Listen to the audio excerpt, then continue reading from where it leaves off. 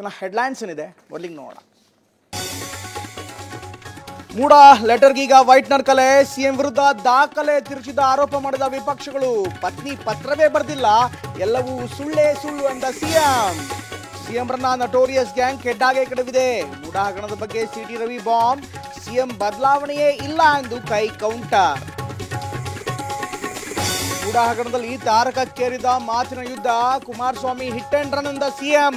ಅವರು ಬಂಡತನದಲ್ಲೇ ಬದುಕುತ್ತಿದ್ದಾರೆ ಎಂದ ಎಚ್ಡಿಕೆ. ಗಣಿ ಗುತ್ತಿಗೆಯಲ್ಲಿ ಎಚ್ಡಿಕೆ ವಿರುದ್ಧ ಕೈ ಪ್ರಾಸಿಕ್ಯೂಷನ್ ಅಸ್ತ್ರ, ಆದೇಶದ ಪ್ರತಿಯಲ್ಲಿ ನನ್ನ ಸಹಿಯೇ ಇಲ್ಲ, ಅಧಿಕಾರ ಇದೆ ಅಂತ ಹೆದರಿಸ್ತೀರಾ ಎಂದು ಎಚ್ಡಿಕೆ ಕೆಂಡಾಮಂಡಲ. ಹಾಸನ ನಗರಸಭೆ ಅಧ್ಯಕ್ಷ ಉಪಾಧ್ಯಕ್ಷ ಚುನಾವಣೆ, ಮಾಜಿ ಶಾಸಕ ಪ್ರೀತಮ್ ಗೌಡಗೆ ಹಿನ್ನಡೆ. ತಾನೇ ತನ್ನ ವಿರುದ್ಧ ಮತ ಹಾಕಿದ್ರು ಉಪಾಧ್ಯಕ್ಷೆಯಾದ ಲತಾದೇವಿ.